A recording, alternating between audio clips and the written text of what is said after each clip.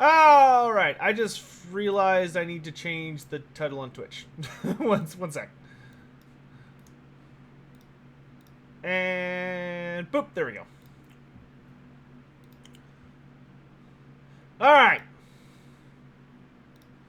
And we're back. Told y'all it would be quick. So let's do that. And that. And relaunch the game. We're doing a restart? No, we're hopping into a campaign that I needed to restart. Which is a Vlad von Carstein campaign. But now I get to turn all the mods on that I like.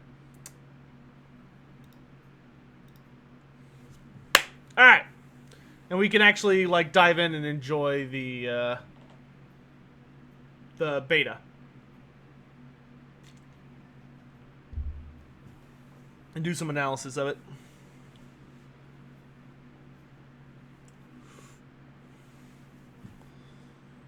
What happened to the last Vlad campaign? Nothing. It just, I wanted to move it to the Proving Grounds beta because I wanted to spend time with it publicly. And play on it a lot. Because I only have so much time in a day that's split between a lot of different things right now. And, when I play Total War, it's usually with you guys. So, yeah. Hey, OMB7414, how you doing? Is warpstone like a radioactive element will decay over time? It is very similar to a radioactive element, but it is not. Von Carstein.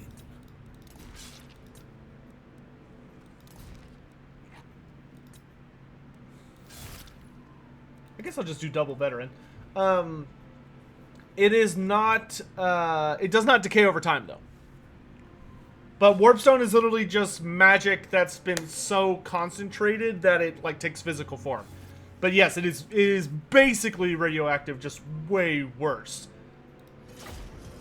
Because instead of causing mutations in that it just like screws up the way your genetics work, it instead causes you to completely lose your mind instantly, or grow tentacles, or extra eyeballs, or an extra head, or your skeleton goes on the outside and your flesh goes on the inside, or you get a third stomach, or demons pop out of your head, or any myriad of thousands and thousands and thousands of things.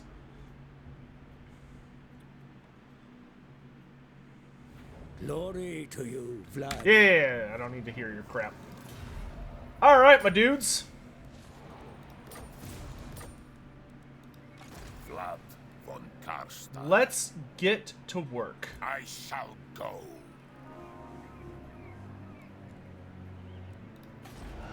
Hey, Felix, how you doing, man?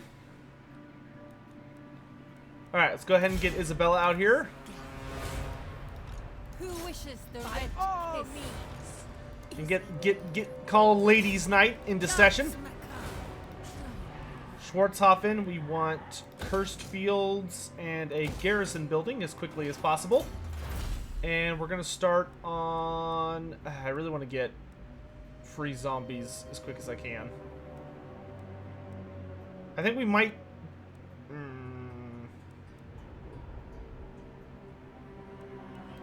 Yeah, let's just shoot straight for that.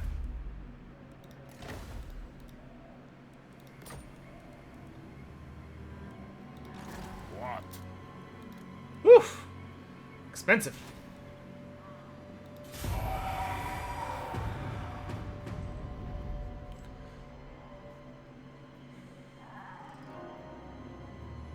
Alright, and feel free, now that it's just me, feel free to ask any lore questions y'all might have, or questions about news, whether it's Age of Sigmar or whatever you want to talk about.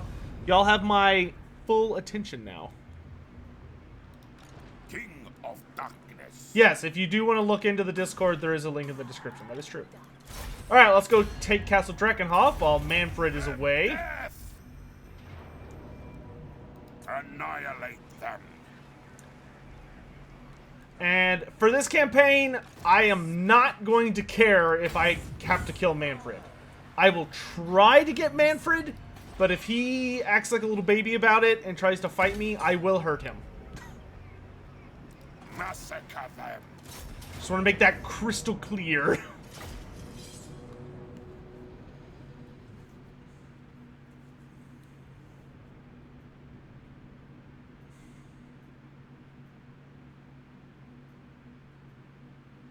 Skrulk looks really different now.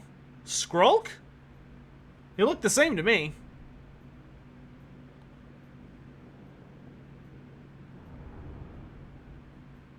Am I excited for Fantasy to come back? Yes. I will say this. I am not committed to the new Fantasy game one way or the other. Like, I do not have a strong opinion on it one way or the other.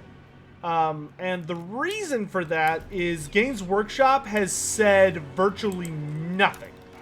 The only thing I know about it right now is that it features Kislev, which is cool. Don't get me wrong.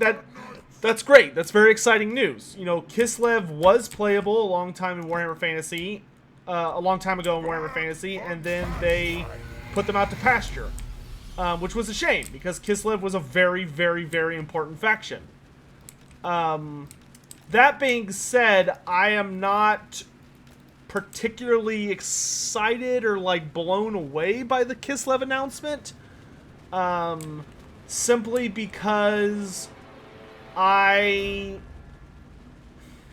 doesn't tell me anything about what the setting is.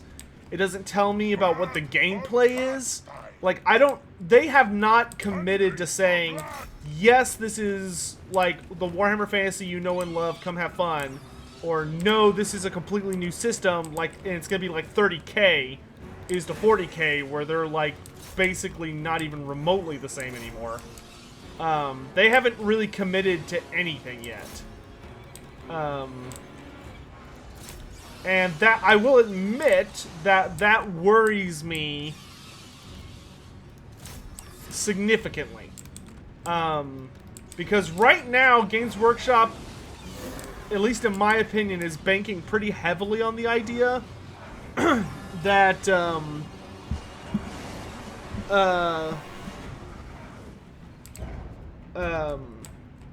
This world is mine. I totally lost my train of thought. But I'm not excited until I have more information.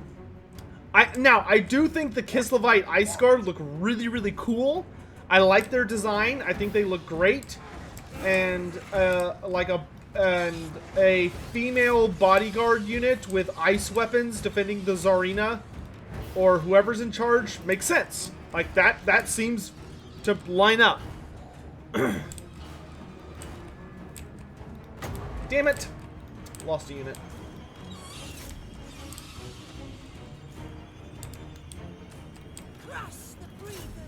We'll just have them go ahead and climb up.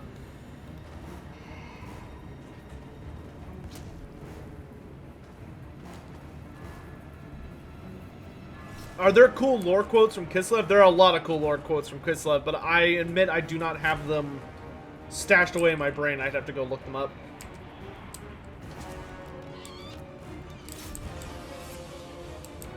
Alright, with this, we'll own the inside of the city. Your time has come. For Castlevania, my fangs We'll grow send the sharp. ladies squad over here. Daemon Carstein's march. Start doing damage. We are immortal. Vlad von Carstein. Now they're taking forever. Come on.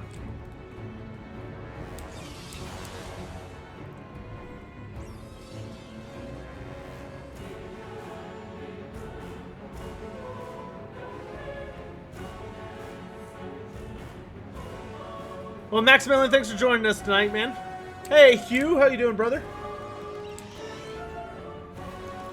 Could I be bribed to kill Manfred? Absolutely. Absolutely. I don't even like Manfred that much. I mean, a part of me loves Manfred, But, you know. Squeaky wheel and all that. Isabella is worse than Gorse, changed my mind. Isabella, to me, does not make sense as a lord. But I think most people agree with that. Like, Isabella's just kind of... I don't know why they made her a lord, because her whole point is that she buffs Vlad and vice versa. So it's like, you want to always take them together, but at the same time, they're both lords, so it's kind of like a lot of work. I don't know. I do like her abilities as a general. The fact that she makes like vampires really powerful and stuff, I think is pretty cool. Oh, I'm dumb. I should be using my abilities. I'm in your throat. Let's get rid of the ghouls, kitties. Vampire.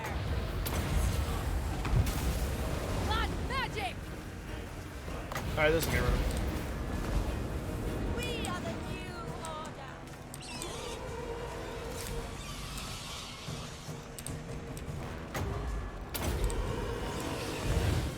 Jesus, this is taking forever. Let's go ahead and bring the blood dragons in. Living will join us. She's a mount. Yes, yes, we've all heard that joke. Isabel. The first time it was told 3 years ago, or however long it's been.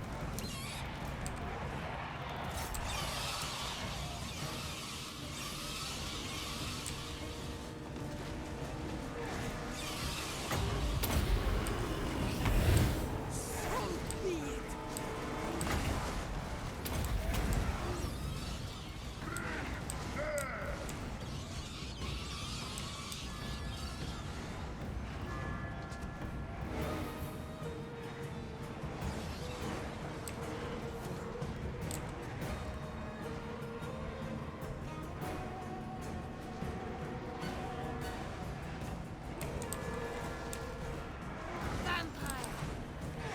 What? Vampire. Come on. Come on, poke a little harder. Manfred is an asshole? That's true. But most vampires are assholes. Do I know Legend of Total War? I know of him. Like, I am aware of his existence and his YouTube channel and, like, the stuff he does. I do not know him, though. I've never spoken with him. Give them the gift. Queen of darkness. Bring death.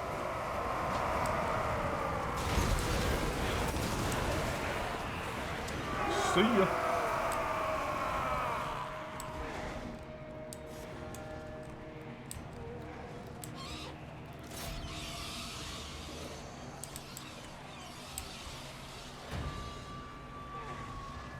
Do I watch other YouTube content creators?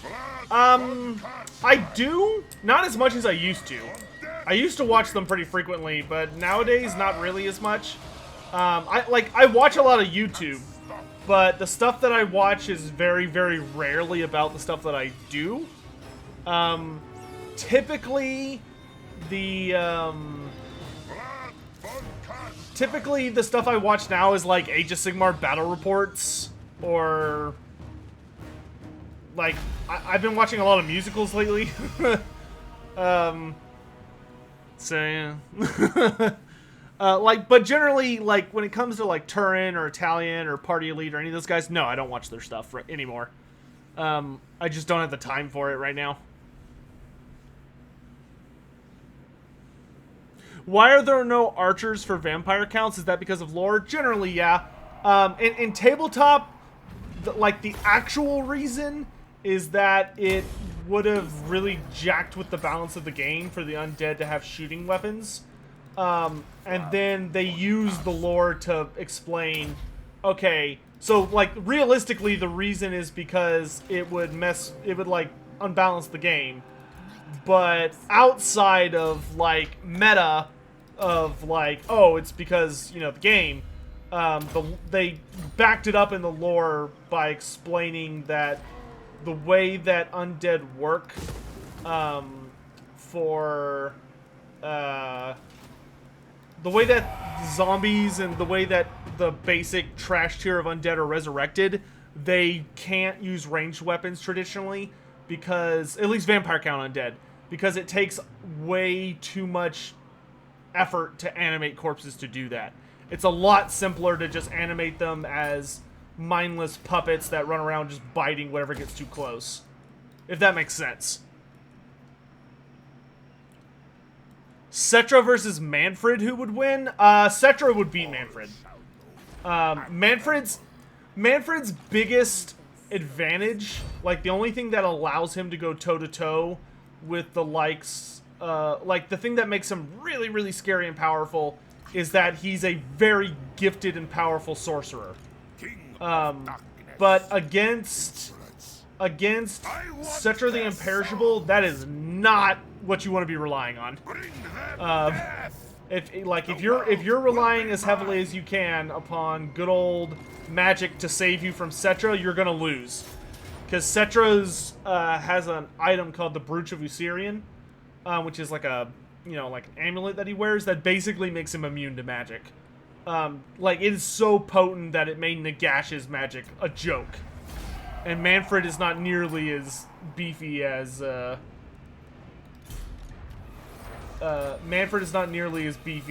Nagash is when it comes to magic. Granted, he's a little more what's the good way to say this? I would say that Manfred tends to be a little more skilled in combat and scheming than Nagash, but that's about all he's got going for him in that particular matchup. So no, Settra would put Manfred in a trash can, no question, in my opinion. The world will drown in blood. It would be a much more brutal and fast version of Settra versus Archon the Black, and Archon the Black got creamed by Settra. When Settra finally got him close enough to whack him. Give me that neck perk. Daddy loves faster research rate. Yeah, Nagash did defeat Settra using his magic, but that was after Nagash had devoured the god Usirian. So that the amulet, the Brooch of Usirian, was no longer effective. It was just a trinket then. Alright, so we're gonna let... My king, I am pleased. We're gonna let him calm down a little bit. Fellow beatless, Because right now, we have low reliability. And Manfred is gonna be looking for an excuse to betray us. So we're going to try and be very casual about... Actually, you know what? Here's what we're going to do. We're going to declare war on Waldenhof. There are possibilities. And if Sylvania gets cheeky with us and tries to secede, we'll just slap him. Okay, he did not try and betray us. That's good.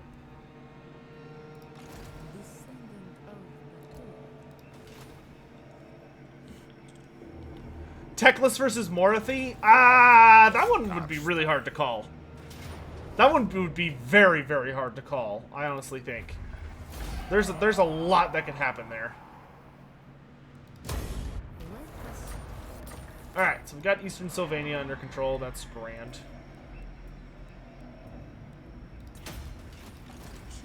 We're going to have Isabella defend Eschen for now. Make sure Manfred doesn't bite the dust, at least just yet.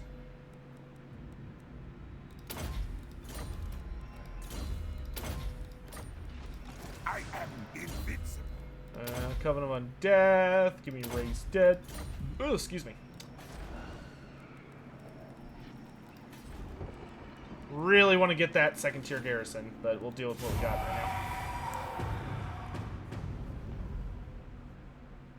Teclis versus Morathi. I'd have to think on that one for a long time. Teclis Teclis could no doubt overwhelm Morothy magically, but Morothy is way scarier in combat.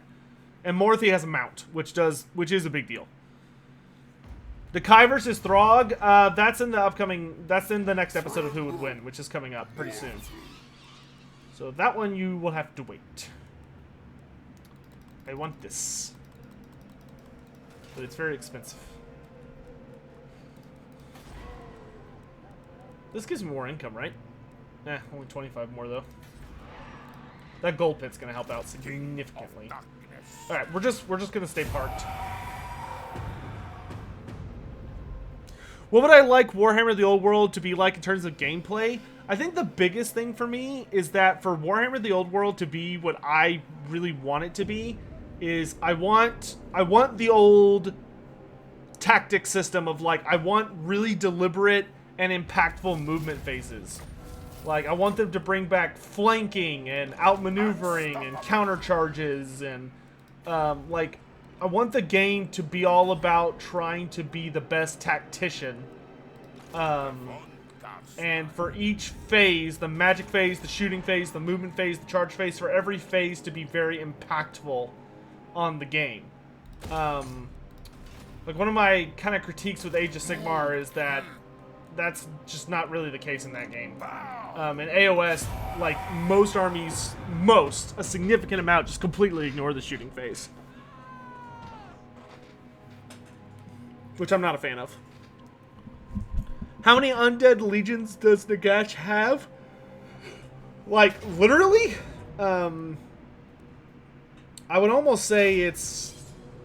I don't know if infinite's the right word, but if Nagash was at his full might, he literally has an endless legion. Like, you could never exhaust Nagash's armies. Because he can literally just resurrect what you kill. And he, especially at his height of his power in the end times, can resurrect virtually everything. Odd1-896 over on Twitch. How would I want chaos to be implemented in Warhammer 3? So my biggest hope and dream is that we will get... my biggest hope is that they're going to reorganize chaos so that every chaos god has their own faction. So Slaanesh has a faction that's Slaanesh mortals and Slaanesh demons and maybe even Slaanesh beastmen. And then Nurgle has a faction, Khorne has a faction, Tzeentch has a faction. And then, at the end of it all, there is... Have them do a faction of undivided demons that's just demons. So there's no mortals, but it's demons from all the dark gods. So, you know, it's the Khorne demons, the Nurgle demons, the Tzeentch demons, and the Slaanesh demons, and the undivided demons all in one faction, led by, like, Velakor. And then to have undivided Mortals of Chaos, which is just, you know, traditional Mortals of Chaos, which is purely mortals, led by, like, Archaon. And then the rest of the armies would just be around the Dark Gods. And I would really like every god to get, like, you know, one... I would like every god to get at least one, one mortal champion and one demon champion. So, like, for Nurgle, for his legendary lords, I would really want it to be, like, Kugoth Plaguefather and Festus the Leech Lord, just to start. And then for, excuse me. Then for Tzeentch, have it be Village the Curseling and, Kairos Fate Weaver. For Khorne, have it be Scarbrand and Volkia. And then for, Slaanesh, have it be Sigvald and Nakari. That would be amazing. What about Elspeth? Elspeth can die in a fire. Isabella von Carstein. It's about her speed. Find me if you dare. Man, it is taking forever to chew through this garbage. Die, mortals, die! I thirst. How's he doing? Looks like he's doing alright. Vampire. Tremble, mortals. Keep all of our ladies topped off. Would greater demons just be the lords? So Zernov, I think the best way to do that would be for them to do the Age of Sigmar route. Because I'll tell you guys, I just want the greater demons from Age of Sigmar. Because the awesome thing about Age of Sigmar demons, at least the greater demons, is that A, the models are so much better looking. And B, every greater demon has multiple forms. That way, when you play Total War Warhammer, one of the versions of each of them would be a lord, and then you can have an alternate version that would be units. So, like for Khorne, you know, you have the greater demon of Infinite Rage, or the greater demon of Bloodthirster of Unfettered Fury, or whatever. Hey, it's Rerolling Ones Jack, or Jack from Rerolling Ones. Everyone in chat, say hello to the big man himself. What are you doing in here, buddy? What can I do for you? But yeah, at the end of the day, if I had to pick one thing, and only one thing, that Age of Sigmar, like, nailed, it's the new Greater Demons. The new Greater Demons are, their models are just, they're so good. The Forge World ones are not bad. The Forge World ones are decent, but I personally prefer the Age of Sigmar ones. I think the Age of Sigmar ones are better, they're cleaner designed.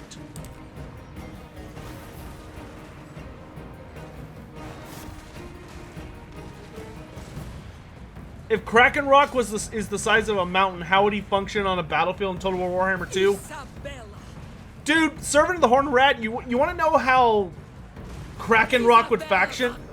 All that would happen with Kraken Rock the Black if you took him in Total War Warhammer is he would show up on the battlefield and then every single ranged unit would go pop and he would die. Like, he would die so fast because he couldn't hide behind anything and everyone would just aim everything at him and he would just get mowed down.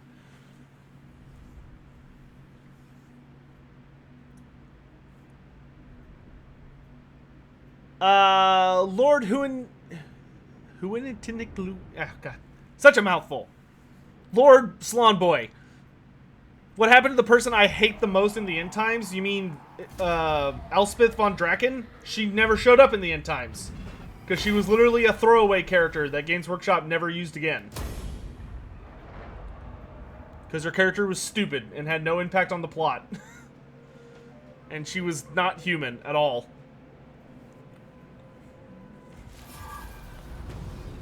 Listen to it as you deliver packages. What are you doing delivering packages? Aren't you supposed to be under lockdown?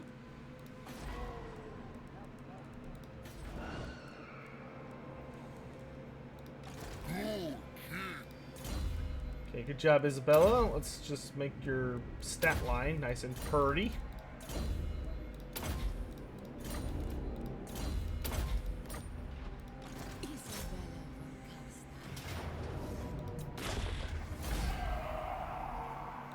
Okay, yeah, let's sacrifice them for some extra dark magic. Yeah, if y'all haven't already, Rerolling Ones is a YouTube channel that I would highly recommend. I adore the Rerolling Ones YouTube channel. It's basically Age of Sigmar battle reports, but on top of having really, really good battle reports, because that's what I watch in my off time. I know some of y'all asked earlier what I watch. I watch a lot of Rerolling Ones, but they also do these amazing comedy bits at the start of every one of their videos, and they're very, very good. I would love to do something like that for one of the Everchosens at some point in the future, like that level of skit. Oh, you're a UPS driver. Then yep, you're one of the essential boys. So, okay, here's the thing about Elspeth, right? Everyone wants me to get into this, so fine, we'll get into it.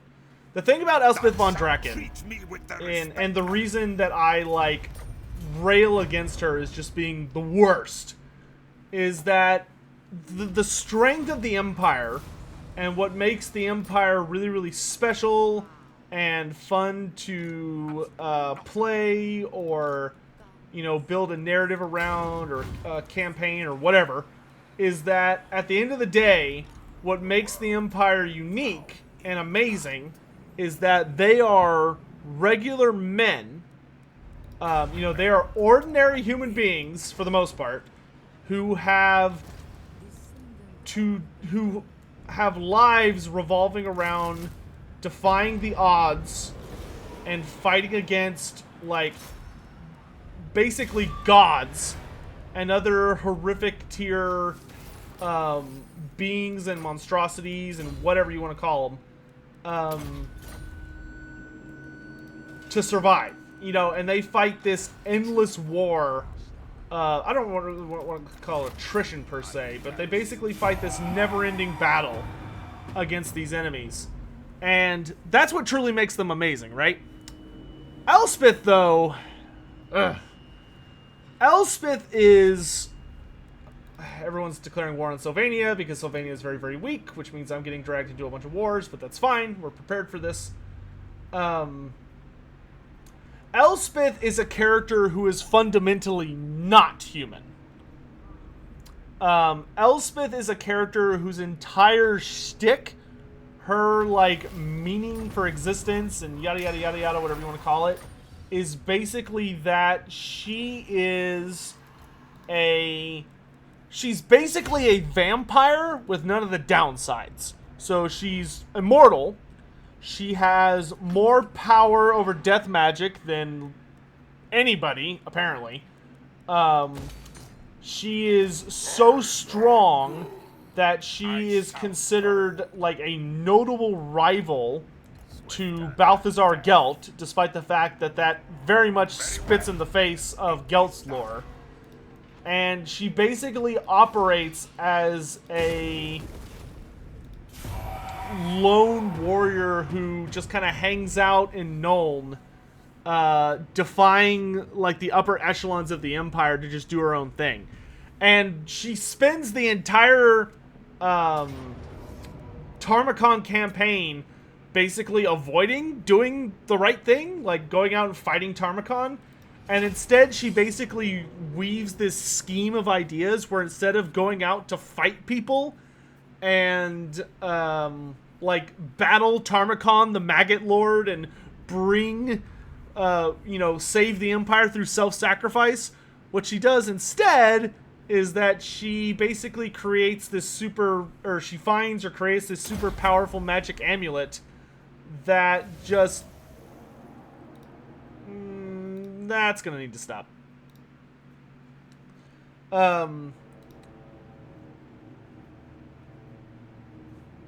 You know, she's basically just this, she creates this super obnoxious, amulet, and she gives it to the most heroic guy in Nuln, which is this badass, Empire captain who rides on a demigryph, which is awesome. And she tells him, hey, go fight Tarmacon and make sure you're wearing this.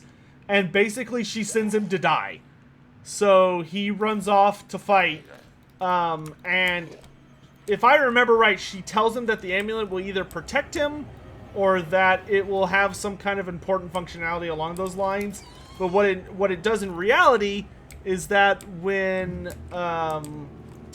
she is getting messed up, or when he when he defeats Tarmacon, being the badass that he is, and cuts him down. The thing that makes Tarmacon really nasty is that Tarmacon is not actually the person you see on the outside.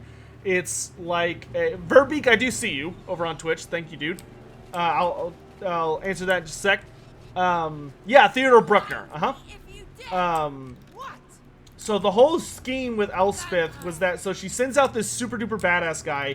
He goes out, does all the heroic bullshit, and what the amulet actually does is that when he kills Tarmacon's host, so like the outside body, Tarmacon is a giant maggot that lives like inside the bodies, and what he does is if you kill his body, he basically eats his way out and he like jumps at you and he basically tears into your throat, burrows in your body, and takes over your body.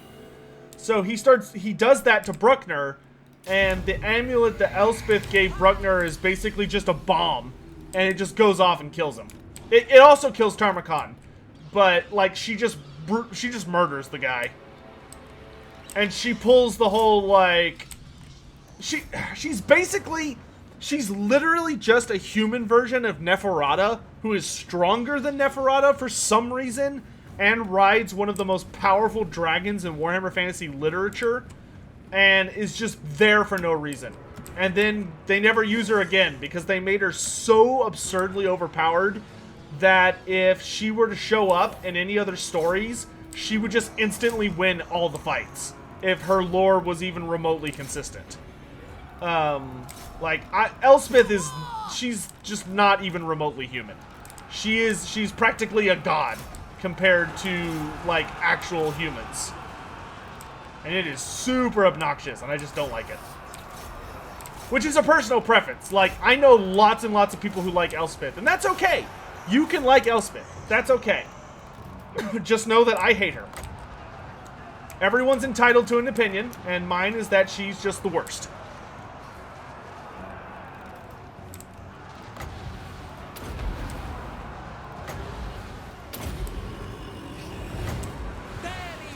And she ruins what's actually special about the Empire. Excellent. How many von Carsteins are... Verbeek, by the way, I am good today. Thank you for asking. I hope you're doing well. How many von Carsteins are there? An assload. Like, the von Carstein bloodline is very, very long. They had a good couple centuries, at least, to build up their bloodline in Sylvania after Vlad took over. So they've done very well for themselves, and it shows. They have a lot of progeny. They are one of the most numerous bloodlines. The most numerous is probably the Lamians, to be honest, because the Lamians are very, very big on turning lots and lots and lots of people, many of whom they use as spies and informants, or seductresses in, like, whorehouses and stuff. Isabella von Carstein. I am darkness.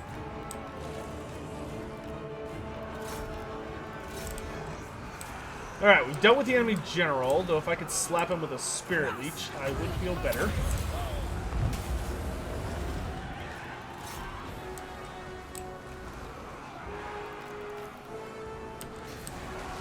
The von Carstein's march.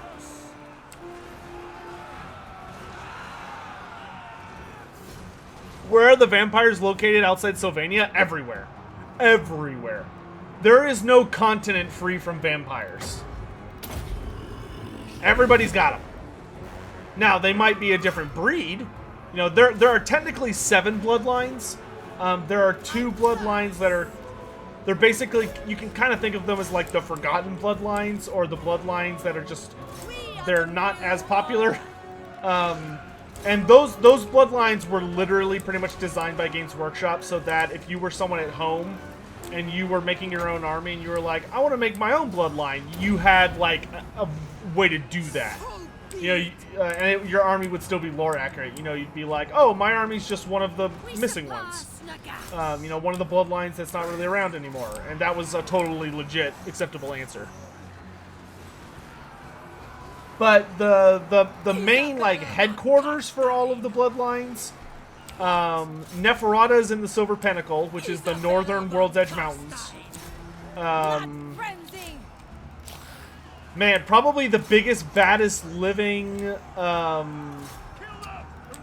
Necrarch is Zacharias the Ever-Living, who lives in the Forest of Shadows, which is in the Empire. Though there are Necrarchs literally everywhere. Globally, anyway. Let's see, who else?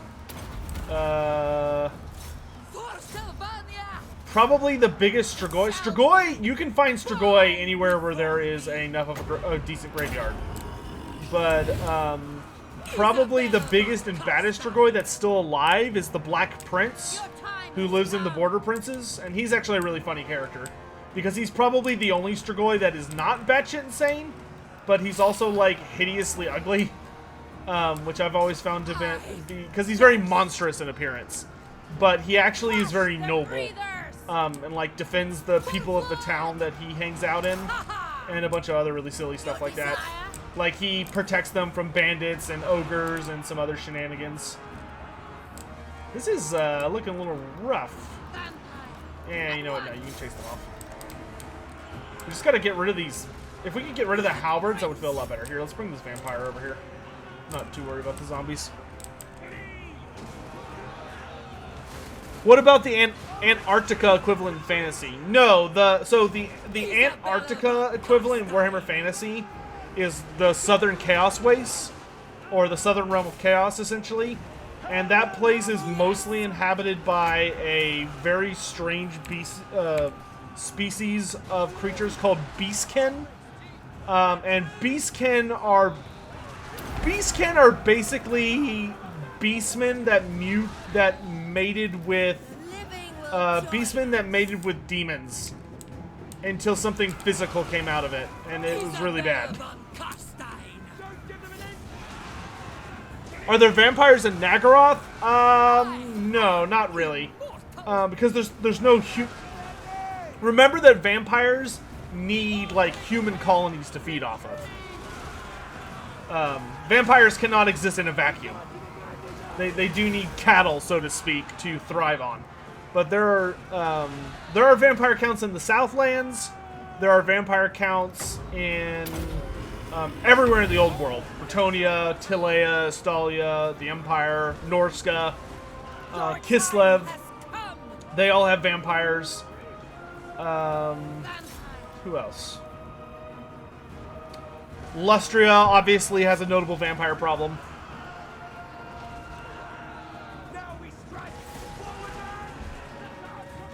Daemon Kin, whatever. Your desire?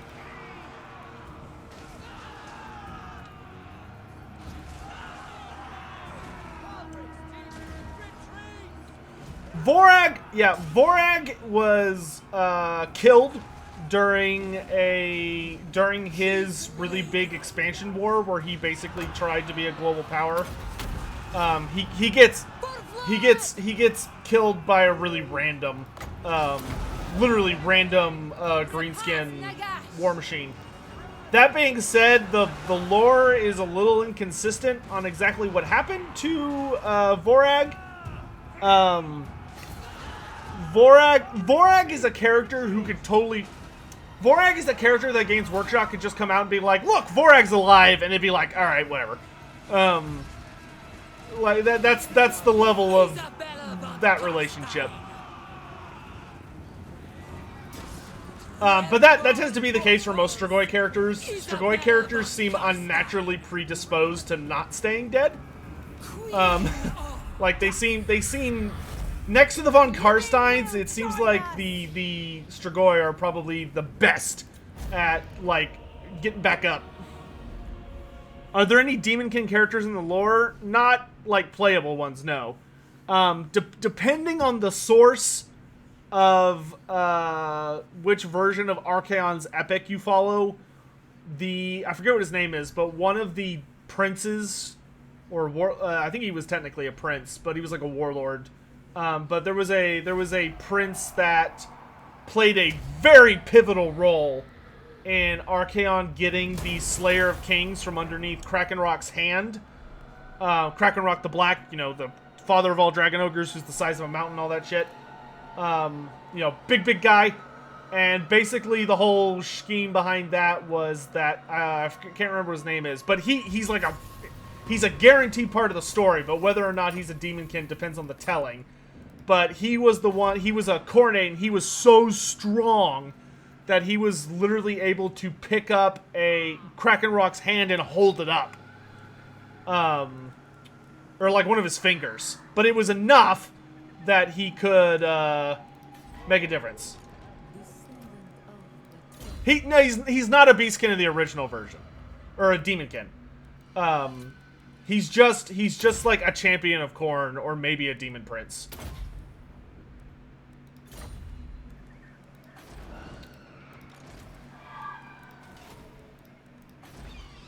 Because Daemon Kin were not introduced as a concept until Archaon's personal novel.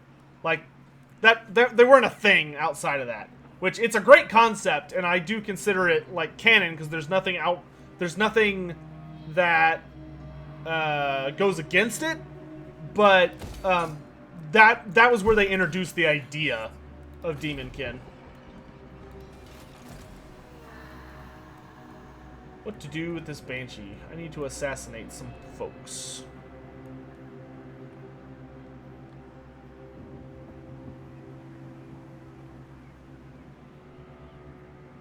No, a Daemon Kin is like a... Just think of it as like a beastman on cocaine.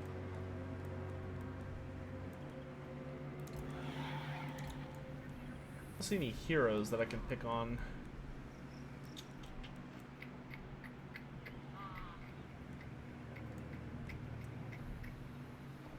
I guess we could slow down the dwarves for a little bit. It's expensive.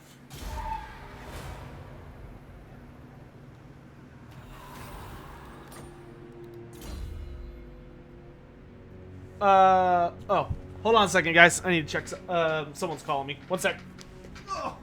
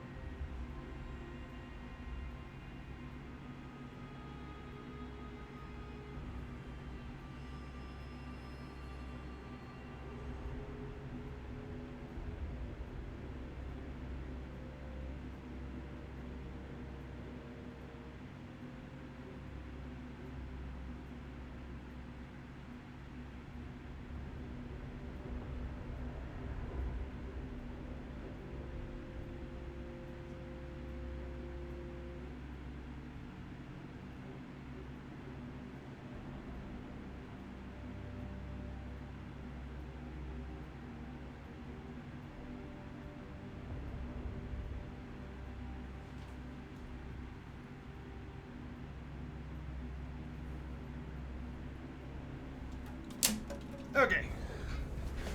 And Foul, I double checked on my way back. He is not a Daemon Kin in the book. Because they don't even go to the Southern Pole in the original 8th edition telling. So that's not correct. Prince Ograx is listed as a Chosen in this book. He's not even a Beastman. He's literally just a Chaos Chosen.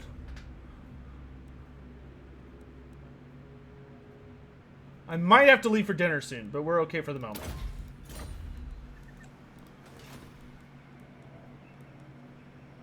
Could I continue the Future of series?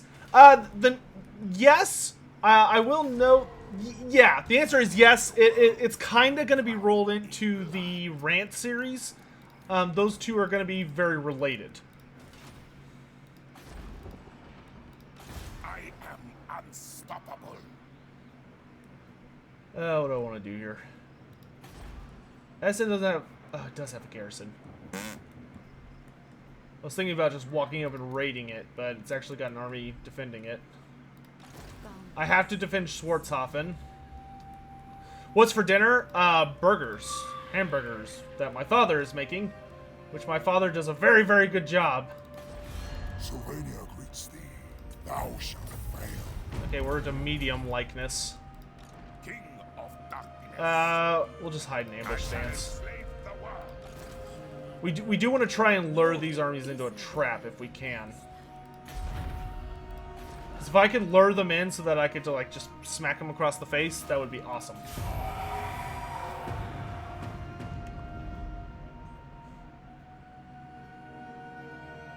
Yeah, Luther Harkin dies in the end times. Wow, really, Kimmler? You're declaring war on Sylvania? What a jerk. Any opinions on the Wrath of the Everchosen? Ah, it's really good. I personally very much liked the Wrath of the Everchosen. It was really well written. They did a really good job of making it where like both sides got victories and losses. A lot of really good characters showed up and kind of had their moments doing cool things. I thought it was really, really well done. It was written. I think the best way to describe it is the thing I like the most about Age of Sigmar is that it does have a moving narrative. So like one of the big complaints that like 40K is suffering from right now. Is that like the entire Psychic Awakening series has basically been a whole bunch of nothing, wrapped up as like, oh, like this is all a big lore deal, and then if you actually go and like buy the book and read it, like nothing happens. Like it's like, oh, both sides just kind of start fighting, and that's the end. And it's like oh, okay. How did Luther die? Luther got betrayed by Manfred. Manfred actually got Luther killed, because, long story short, to kill Nagash, or to at least try and thwart him, Nurgle resurrected Isabella von Carstein, but put a greater demon of Nurgle inside of her, which basically gave her the ability to manifest diseases that could kill the undead. And, like, if she even touched you, you were fucked. Like, it's super, super nasty stuff. And so the vampires, or the undead, fought her numerous times. And one of the final battles was Isabella teaming up with the Nameless, aka Constant Drakenfels, who had also betrayed Nagash. And the two of them invaded Sylvania at the head of like a combined undead and demon army, demons of Nurgle army, and while eventually the Nagash people started losing, so they started to try and fall back essentially, and I don't remember exactly how it happened, but something along the lines of while they were all retreating to like get away into the sky, Manfred literally just like kicks Luther Harkin in the face.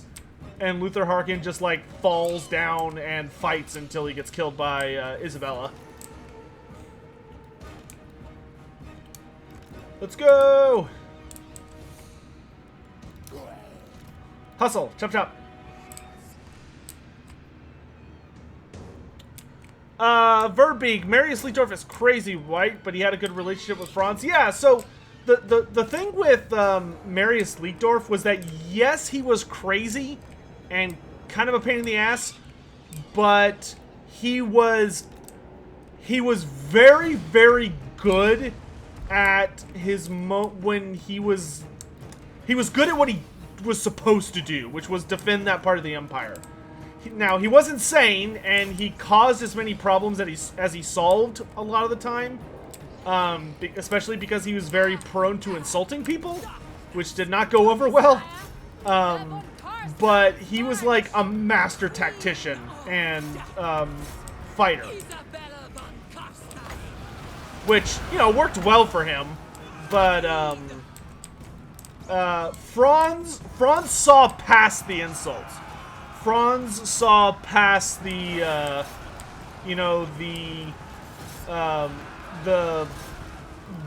bizarreness and crass language and behavior of him, and instead saw him for what he was, which was a military genius, and B, someone who took the defense of the Empire so to a level of seriousness that very few people did.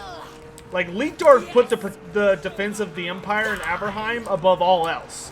You know, he wasn't in it for political gain. He wasn't in it for, you know, really selfish or, I forget what you call it, but there's a word for, like, when you're just interested in, like, helping your own bloodline, essentially, or your own relatives. Nepotism. Like, Leitdorf was not into any of that. All he cared about was doing a good job. He was just crazy.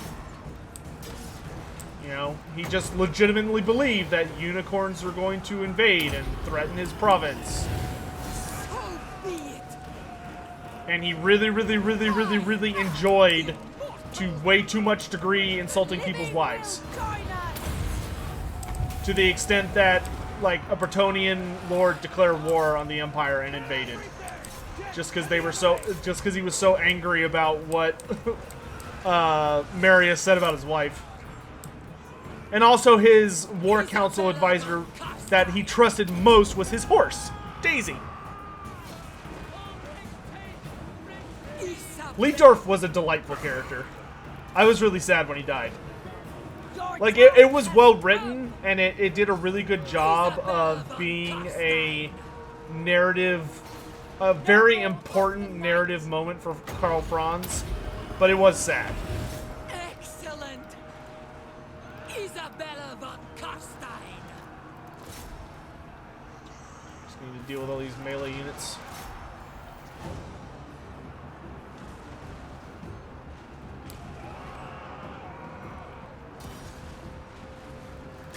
That's true.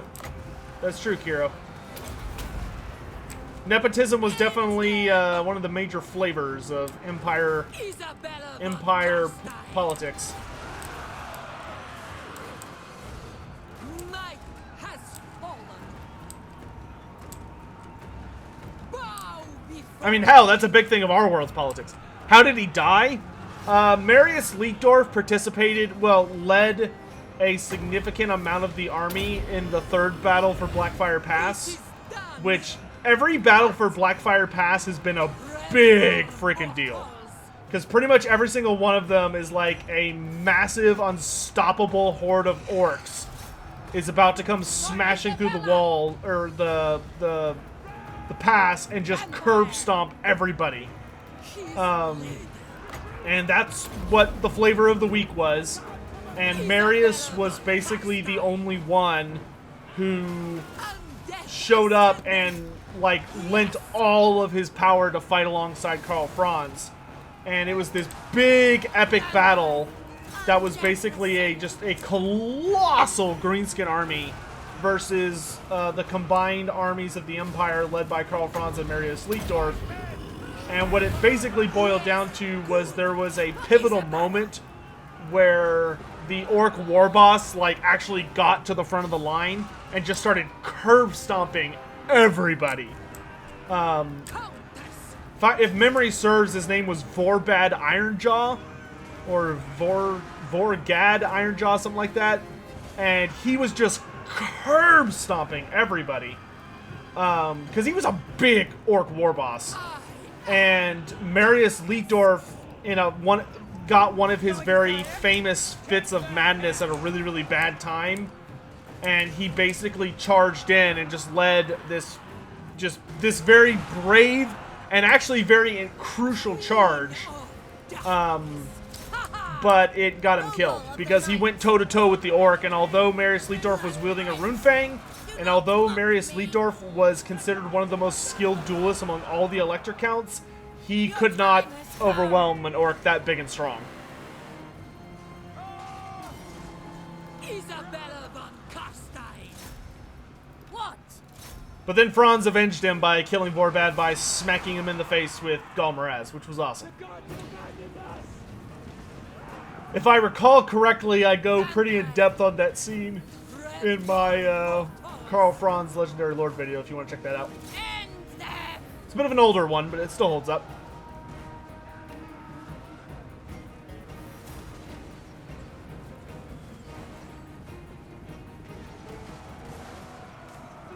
End Matthew, that would be pretty funny. Isabella von Carstein! I would love for Leitdorf just to have a fight where it's him versus something like completely impractical or dumb. Like it's just so goofy it's stupid. And he just has like a big speech about how it's like the greatest threat the Empire has ever faced or whatever. Okay, we're not gonna worry about the Pistoliers. We're just gonna focus the archers because I can't catch anything else, and I need to be in battle, so I'm still regenerating. Love eternal.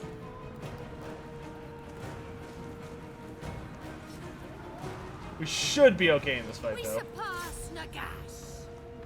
Vampire. Let's bring her to help out with this. Because these archers are faster than me, aren't they? Crush the breathers. No, they're slower than me. I was having a really hard time catching them, but that's the case. Bleed them. I kind of wish the vampires had an animation where they would like grab someone and just like rip their throat out with their teeth or something, or like drain them. These trash tier archers are so annoying. Isabella von Carstein. Bow before me.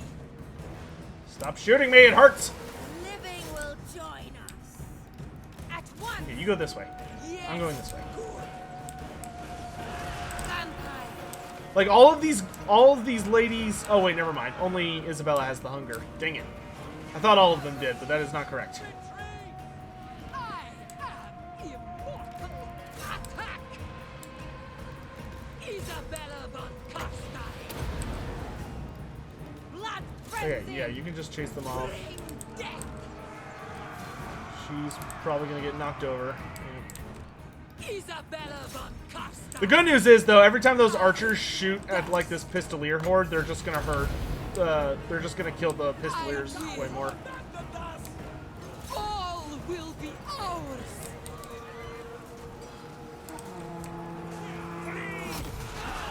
All life must end. Very tired. Vampire. End them. Come on, catch them! You're supposed to be faster. His lady. Slaughter them. Come here, assholes. Isabella. Hey, Isabella causes terror? Huh. That's surprising. End them.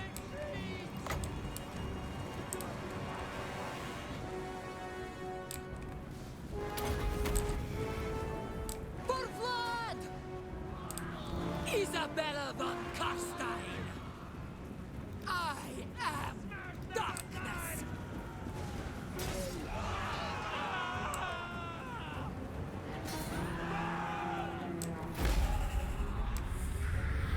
Another victory. Night has fallen. We'll run down what we can.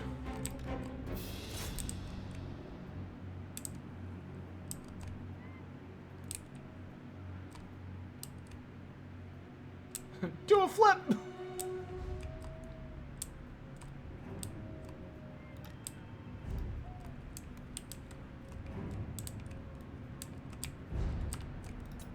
Yeah, I will say, I do wish the vampire count, or I do wish the vampire count campaigns had more of a focus on creating vassal states. Like, it'd be cool if it was more about vassalizing human realms and like trying to keep them under control, as opposed to just taking over everything. But what can you do?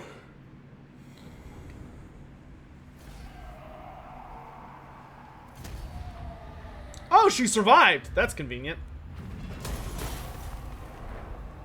I thought for sure she was toast. That is a pleasant surprise. Yeah, you better run, baby.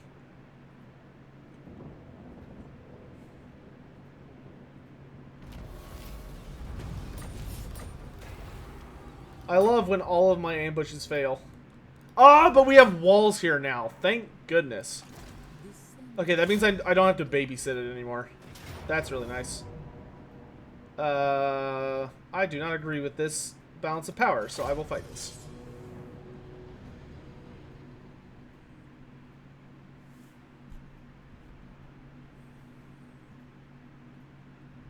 Gunter may be able to hurt us, but he certainly ain't going to be able to kill us.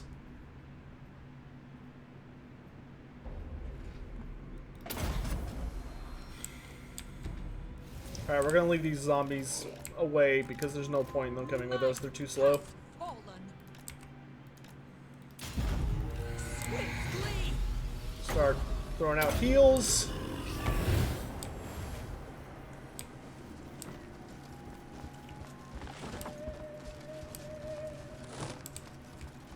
Isabella von Carstein. Yes. How would the vampires from Castlevania do against the vampires in Warhammer Fantasy? If all the vampires... The only thing I know about the vampires from Castlevania is from having watched the adult animation Castlevania show on Netflix. And I will say that, with the exception of Vlad Tepes, or Dracula, I think the top vampire Warhammer Fantasy vampire counts would be on par, if not stronger, than the Castlevania ones. Vlad Tepes, though, fucking ridiculous. That dude, I think the only vampire that would actually stand a chance against Tepes would probably either Manfred, or it would have to be like Nagash. Tepes is nuts in that show. I adore that show, though. So good. Even though season 3 made me really sad. We surpass Nagash.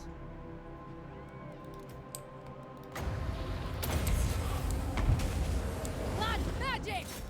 That being said, I guess it would depend upon how they determined, like, weapon effectiveness between the two series. Like, if anything the vampire counts had could be considered effective against Tepes, then, I mean, the likes of Vlad or Abarash or Neferata could keep up, you know, at their primes. Neferata would have to be in her absolute prime. It would not be Queen of Mysteries Neferata. It would be, like, was fighting constantly for hundreds, if not thousands of years, Neferata, before she got lazy.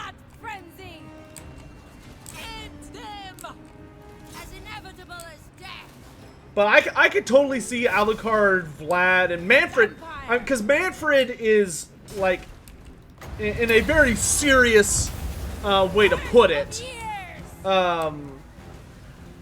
Manfred is the strongest of the vampire counts, when you consider all possible angles.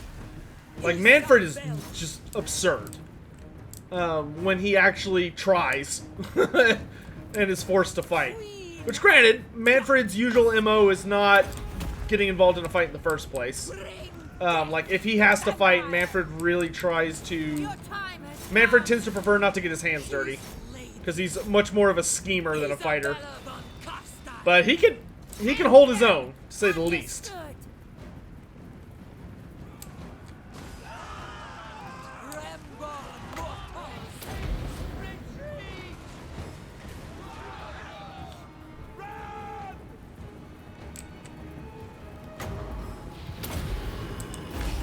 That being said, I do vaguely recall when Death Battle did an episode on Ganon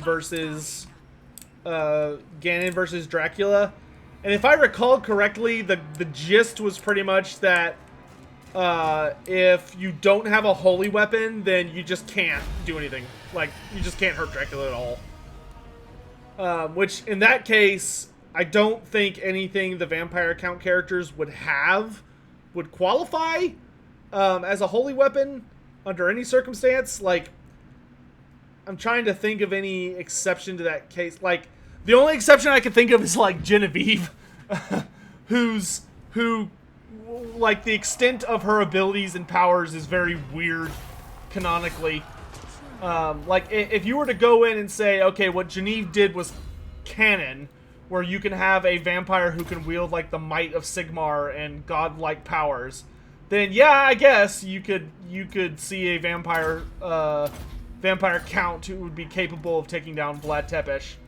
But I don't know enough about Dracula to be able to honestly answer that question. And, like, feel even remotely good about my answer.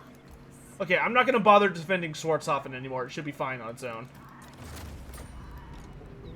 We're gonna go team up with Vladdy Daddy. Oh, I shouldn't have done that. Please get this off. Yes! Good job, Banshee. You just saved Isabella from dying. Beacon. Woo! That was really close. I did not even think about the fact that I just wandered right frickin' in front of a dwarf army like a dum-dum. Is for the living. Please attack me while I'm in march stance, and I'm totally incapable of defending myself. I'm apparently inviting you to do so.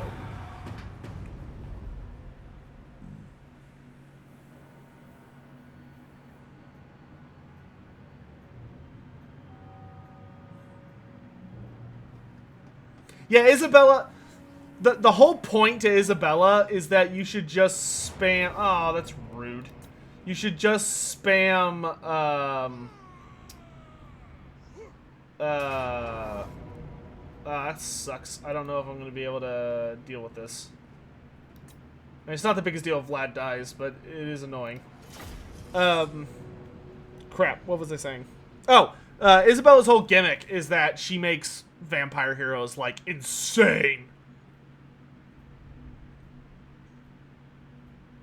Is Genevieve Lamian? I don't know. Genevieve was not, like, part of the lore by the time I started playing Warhammer. Like, she was from the eras before that, though they did recently re-release all of her books, which I would really like to read one of these days, because I hear they're really entertaining. We hunger.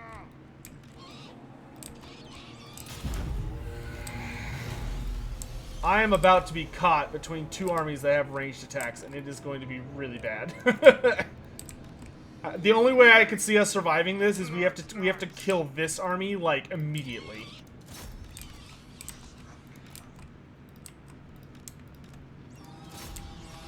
Which is going to be a task. Swiftly. Give them death.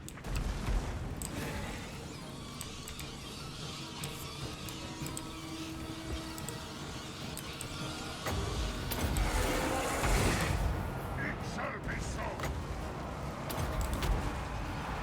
I swear that shit is tracking.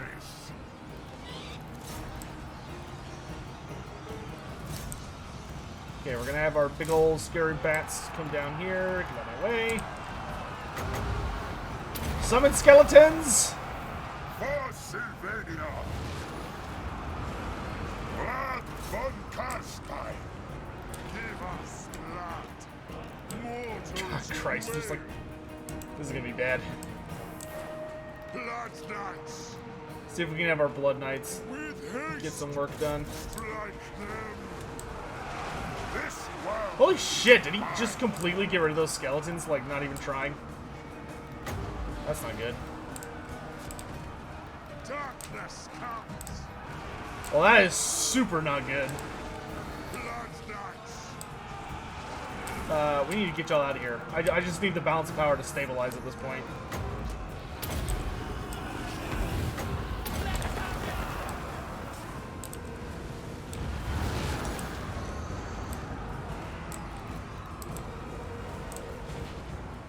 Fucking hate when the AI Master. does cheesy shit like this.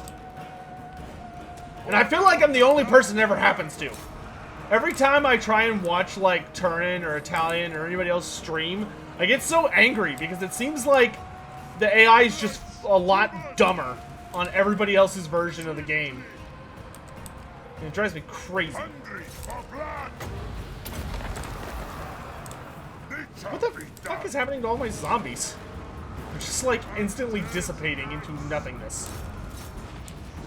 Look at that!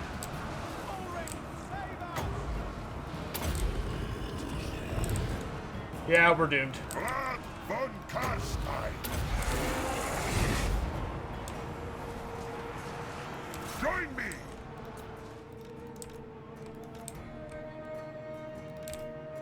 Like, the only thing I could think to do is, like, maybe run my troops away so that Vlad can just fight until he dies. And maybe Vlad will, like, magically survive.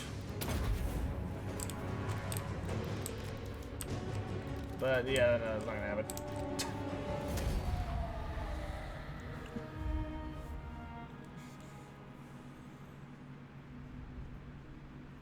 Who do I think would be the best legendary lord representing the Strigoi? If they were gonna put in a legendary lord to represent the Strigoi, they would either bring back Vorag or use Nashrag. If they were not going to, I'll put it this way: if they were not gonna use the Southern Realms, and like the Border Princes are just gonna be a neutral mess forever, then they would probably be better off using Nashrag, Bloody Tooth, because he would be really, really awesome for that particular role, in that he is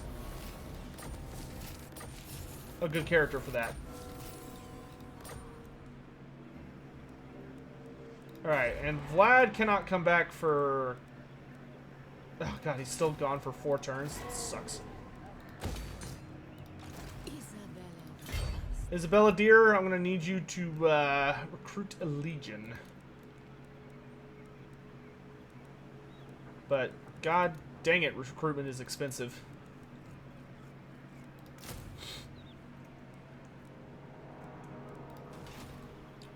You know what? It will be better to have you stay inside Schwarzhofen for now. Just defend it.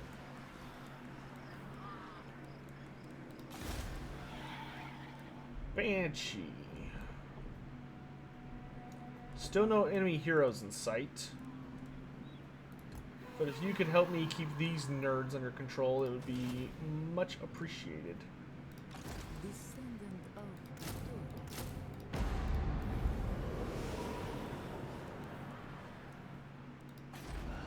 Oh, we have control here. Isn't that nice?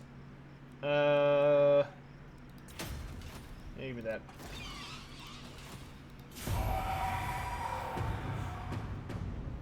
Will I ever bring back my tabletop tournament? Yes. The only reason we haven't done it in the prior week or two was A, coronavirus stuff has really messed a lot of people up, and B, I was genuinely having a lot of trouble getting enough people to have one. So I don't know what I need to do. Like, maybe I need to offer a prize pool or something to like generate enough interest to get people focused on it. But yeah, we've certainly been having trouble up that alley. All right, we've got. Oh god, we almost have free zombies. Yes, that'll make life a lot easier when our zombies are free.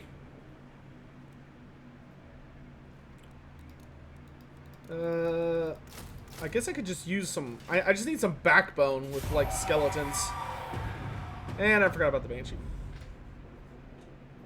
Who's the greatest Necrarch besides Bazoran? Zacharias the Everliving, by far.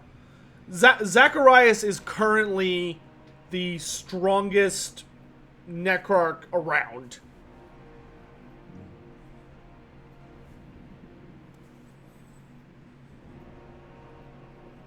Like, he's the large and in charge man.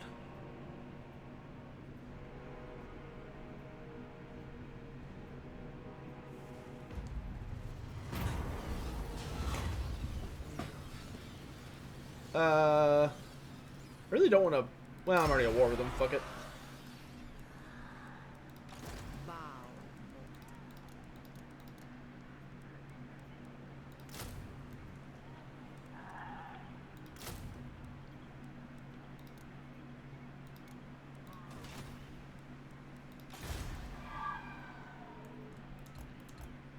See if you can give me a heads up on what's going on out here.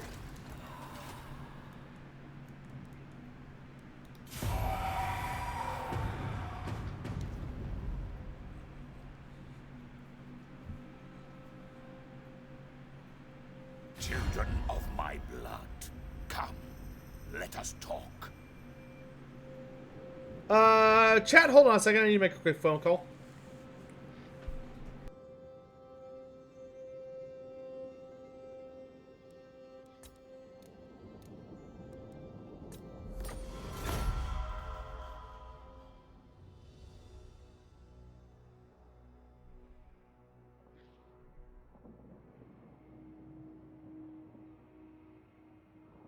What dark desires bring the...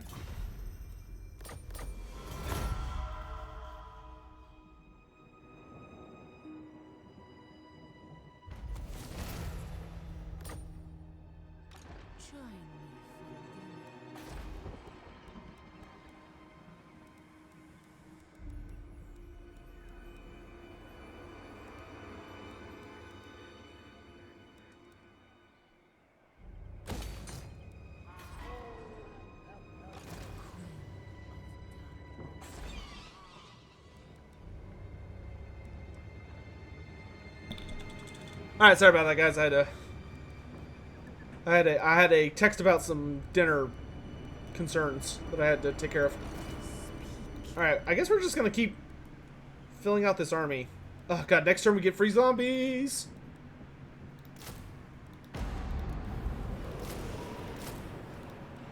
Free zombies!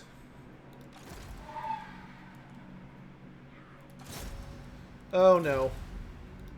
Please don't. Please do not take that settlement. I just agreed to non-aggression with you. Oh, that's gonna be so annoying. Is it ever said how Vlad came to play a part in the Kinslayer book?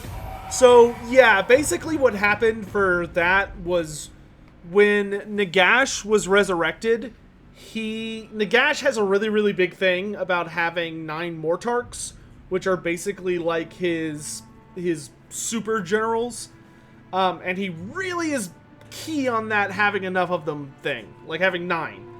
And when Nagash came back, one of the people that he resurrected to serve as a Mortarch was Vlad von Carstein. So he brings back Vlad, and basically the gist of that whole situation was that he wanted my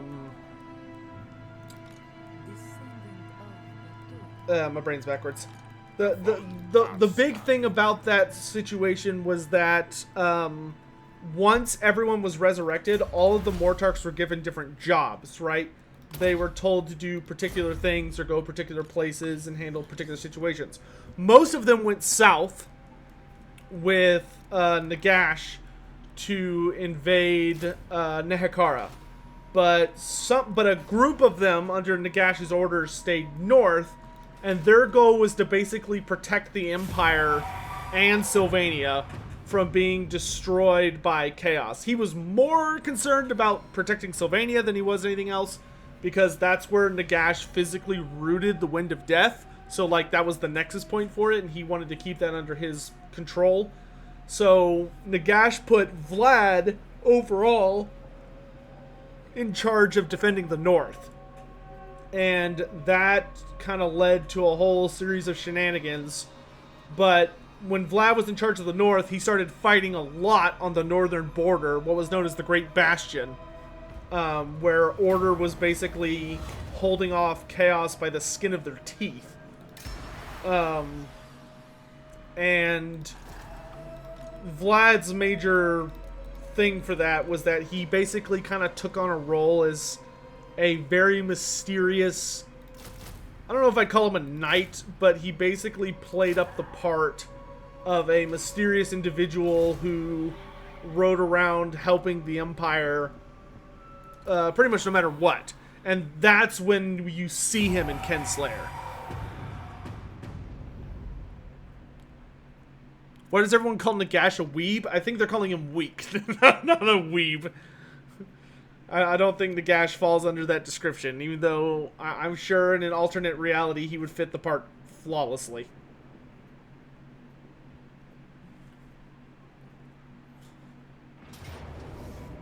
Not this shit again. Run fast or far.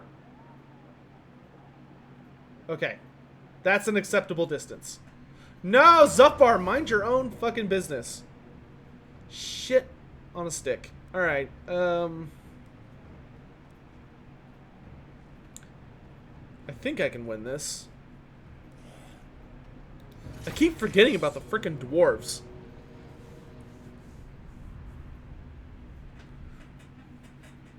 Why didn't Kemmler just become a vampire to gain immortality?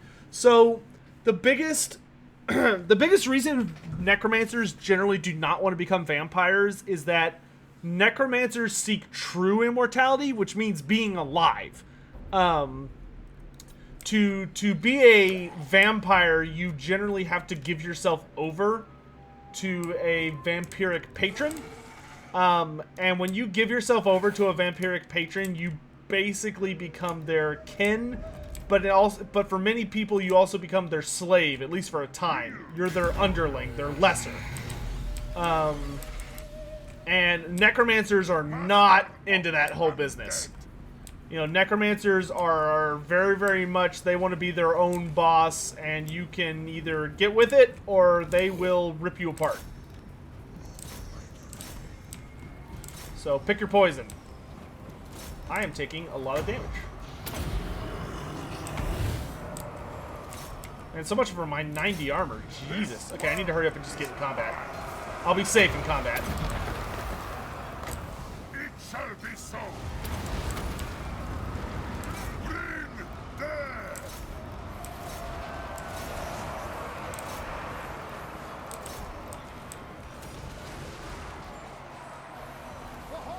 Vlad von Carstein.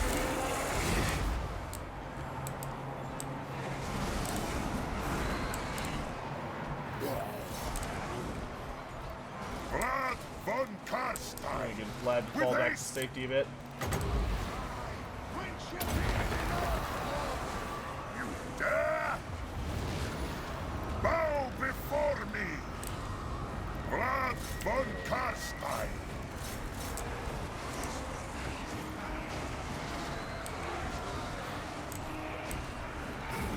Okay, let's fly these guys back up so we can get their charge bonus. Circle around. Yeah, if we can hit him right here where it hurts, that would be good. Right there. Beautiful. Just punt them deeper into our own army.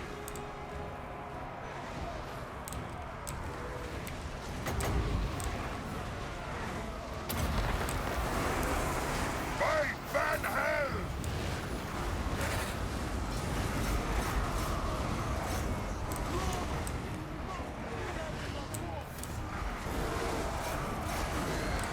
Alright, good job. Y'all can pull back now.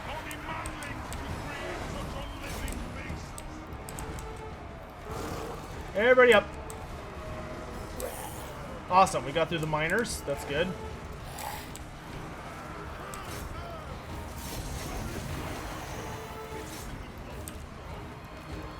We need to take out these nerds. See if I can buff myself.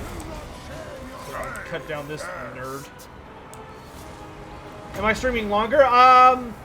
It'll probably wrap up in the nearish future, because I will have to go to dinner at some point very soon. It shall be But I'll done. still be on for a little bit, yeah. Kill! Okay, we need to have them take out those far quarrelers.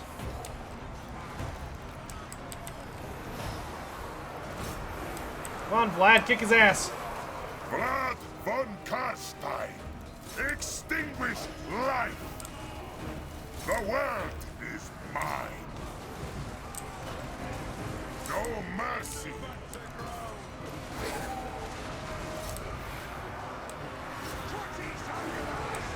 No, what are you doing? Get over here.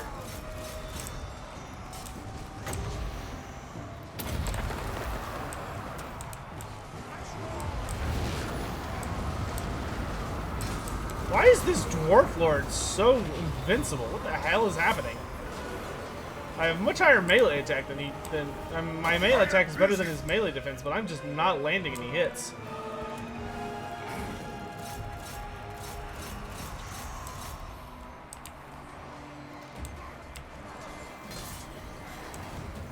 I don't do magic damage, so that can't be it. Why am I not hitting this guy? Face your fate, mortals. That's the fourth attack I've missed. 5, Join me. 6, 7. More challenge for the Give them the gift. 8, 9. On death's wings. Is this a bug? Vlad just missed 10 attacks in a row, despite having higher melee attack than his melee defense.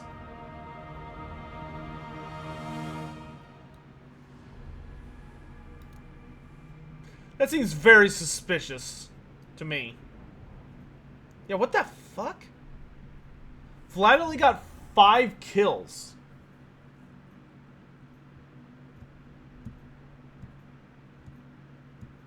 Huh. I may need to go back and watch that footage. That was bizarre.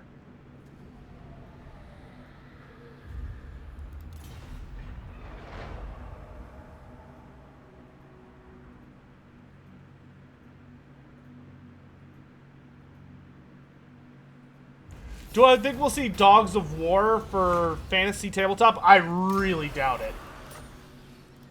Because you have to remember, Dogs of War were just a collection of guys that basically belonged to factions that weren't playable. I don't think they're going to want to go back to that. I think they're going to want to keep things consistent.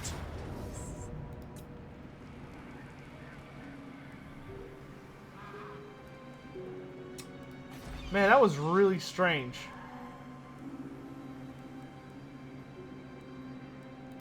Ooh, getting a White King would be super nice at this point. How are we doing on corruption? Not as good as I'd like.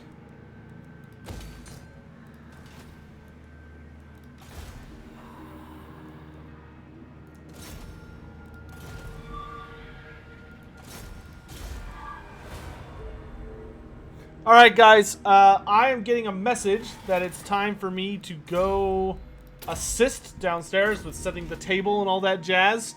So, thank you all so much for joining me. It's been a lot of fun. We will be back with this probably not tomorrow, because tomorrow we're probably going to be hitting up Vermintide, but either Saturday or Sunday, depending on how Vermintide goes. So, thank you all very, very much for joining me. If you joined me either for turns, the end of my Versus stream with Turn earlier, or you join me just for this one, I hope you all have a wonderful day. Make sure you're staying safe out there, washing your hands, taking care of yourself, yada, yada, yada. And I do, of course, want to give a special shout out to everyone who decided to help out by financially supporting me here today. So thanks again to Soldier One, Changer of Ways, Guardian of Metal, and then thanks to our YouTube members who resubbed today. Deacon Smith, Anthony Strickling, Bear, Homeslicer, Dossict, and Rolana1.